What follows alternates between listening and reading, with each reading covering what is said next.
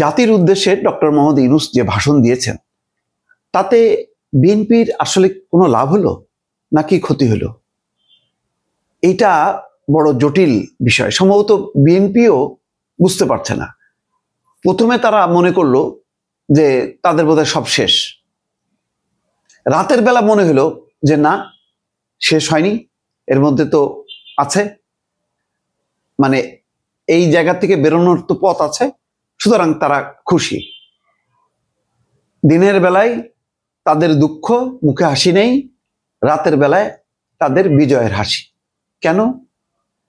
দিনের বেলায় যেখানে মুখ উজ্জ্বল থাকার কথা সেখানে মুখটা কালো হয়ে গেল, আর রাতের অন্ধকারে মুখটা উজ্জ্বল হয়ে গেল। কারণটা কি?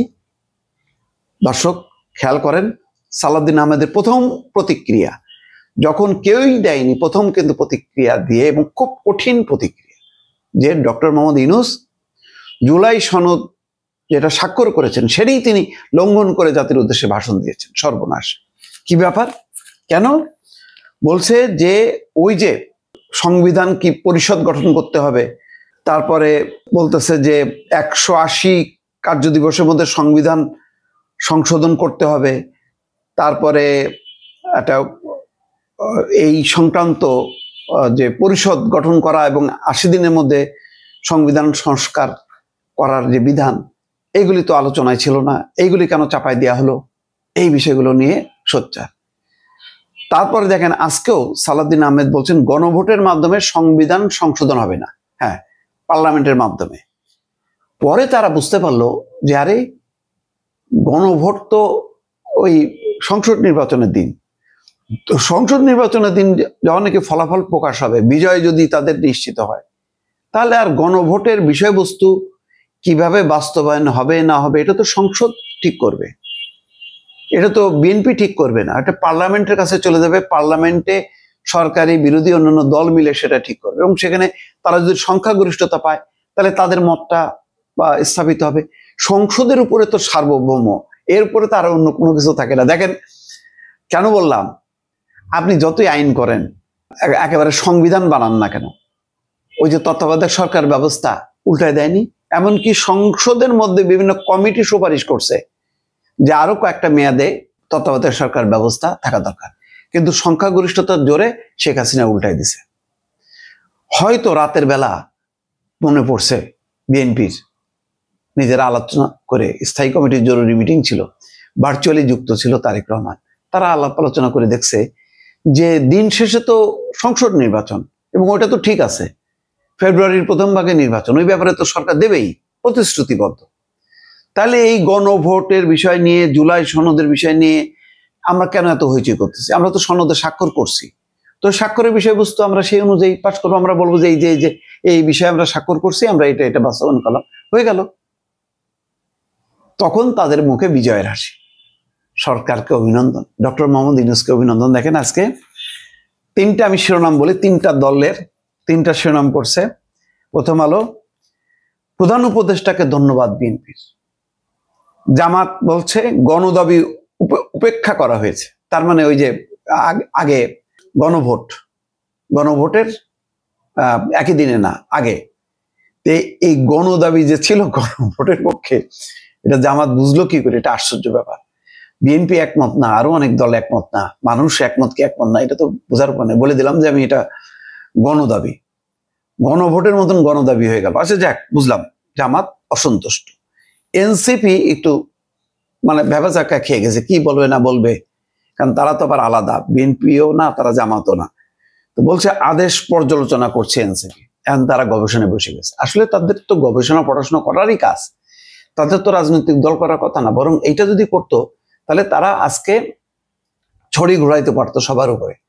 এখন তারা ছড়ি ঘোরানোর চেষ্টা করে, কিন্তু এটা অ্যাকসেপ্টেড না, কারণ তুমি তো একটা দল। দিন শেষে কি হলো? আসলে দেখেন, দিন শেষে হলো সংসদ নির্বাচন, ওইটি হলো আসল। আমি আপনাদেরকে বলি একটা কথা, এই যে গণভোট নিয়ে যে চিৎকার চেঁচামেচি, যে জুলাই সনদের আদেশ তো জারি হয়েছে, রাষ্ট্রপতি করছে, এটা রাষ্ট্রপতি করছে। এনসিপি কি বলছে যে বিষ খাওয়ার সামিল, তো ওই রাষ্ট্রপতির কাছেই যাইতে হয়েছে। কই, ডক্টর মোহাম্মদ ইউনূসের স্বাক্ষরে তো জুলাই সনদ আদেশ জারি হলো না?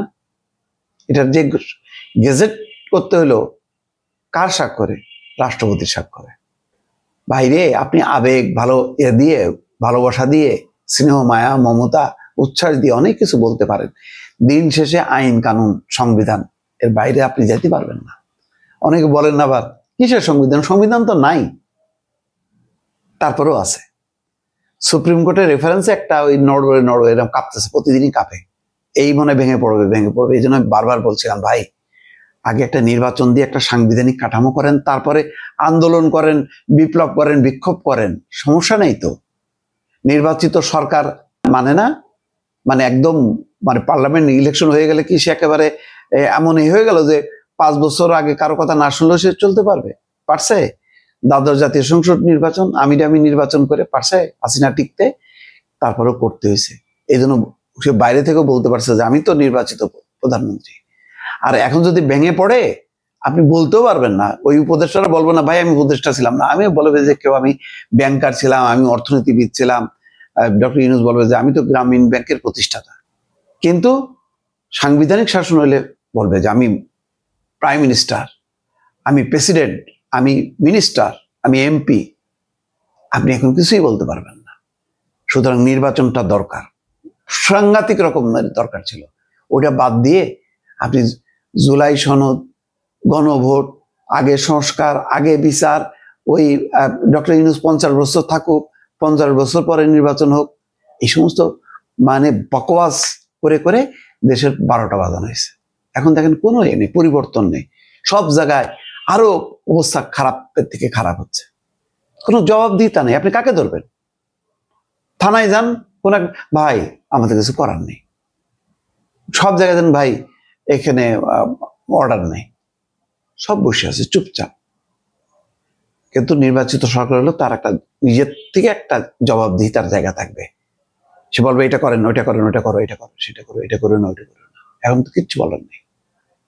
ডক্টর ইউনূস সাহেব আছেন, বড় বড় সেমিনার, সিম্পোজিয়াম হবে, সেখানে আদর্শিক কথাবার্তা বলবে, এমন কিছু টার্ম ইউজ করবে যে টার্ম নিয়ে বিশ্বে গবেষণা শুরু হবে। ওরে বাবারে, নোবেল জয়ী ডক্টর ইউনূস এই কথা বলছে, সেই কথা বলছে। তো যাই হোক, এখন কথা হলো শেষ পর্যন্ত বিএনপি কোণঠাসা অবস্থার থেকে এখন তার মুখে বিজয়ের হাসি। এই বিজয়টা কি শেষ? না, তার রেসপন্সিবিলিটি বাড়লো কেন? বাড়লো হলো এই কারণে যে যেহেতু একই দিন গণভোটের বিষয়টাকে জাস্টিফাই করার জন্য তার কিছু কর্মকাণ্ড লাগবে।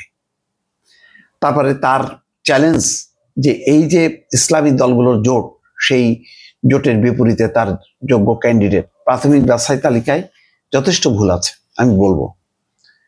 এটা সংশোধন করতে হবে।